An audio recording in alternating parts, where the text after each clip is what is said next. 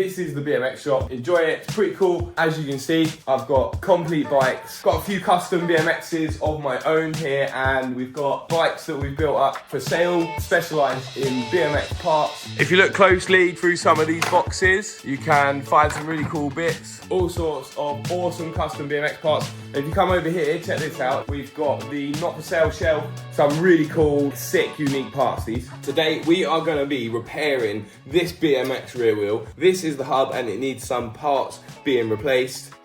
This is the spoke and it must be reattached to the rim. Because these spokes have seen better days, I'm going to replace them today with some brand new spokes in red, which is going to look so good.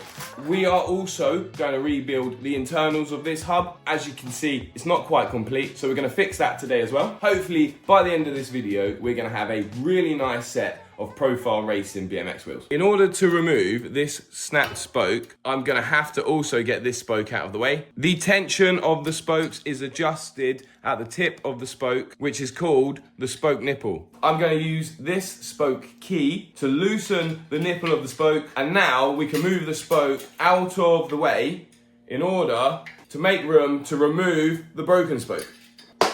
Perfect. We're actually gonna replace all of the spokes today. So before I can start pulling them out, I need to loosen each of the spoke nipples. This will prevent any buckles from being caused when I cut the spokes out of this rim.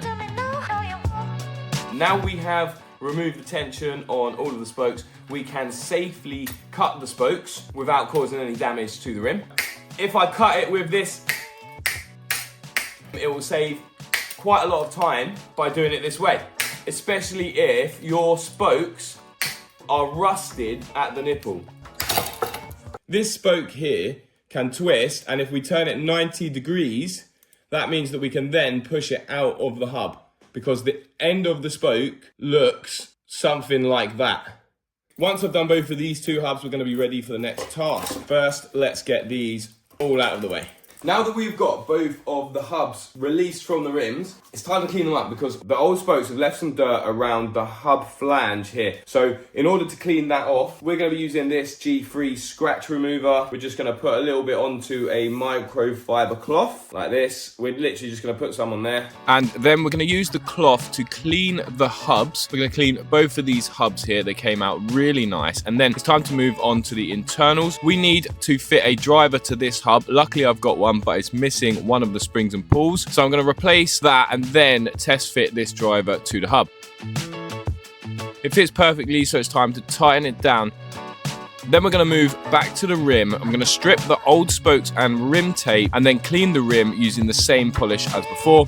It's then time to start building the wheel. In order to build the wheel, we're going to need to first put spokes into the hub. Once we've fitted each of the spokes, we can start the lacing process, which consists of crossing over the spokes to create tension and then individually putting each spoke into the rim and tightening the nipple. We're going to start at the spoke next to the valve hole. We're going to tighten it 10 times and then I'm going to go around and do exactly the same to every single spoke.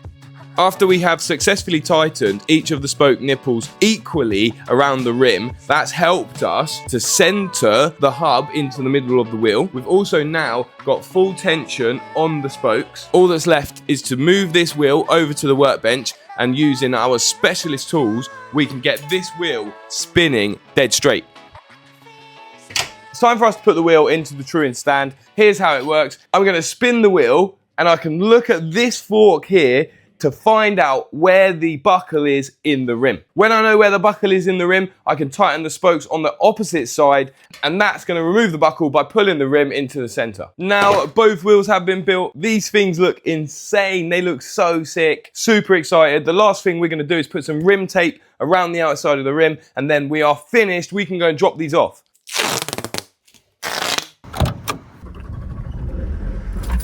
We're driving now to Shepperton. It's about 25 minutes away. Let's go and drop these wheels off, see if we can sell them today. I'll be stoked if I can get paid. So we rocked up to my friend S&M King's workshop and he said yes, he will buy the wheels. So we fitted them there and then to his BMX bike. Okay, there we go. The wheels are complete. This is the bike that we fitted them on. This is absolutely awesome. S&M 38 Special. What an awesome bike. Super stoked to build these awesome custom BMX wheels for our friend. Thank you for watching. Hope you enjoyed it and don't forget to subscribe to the channel.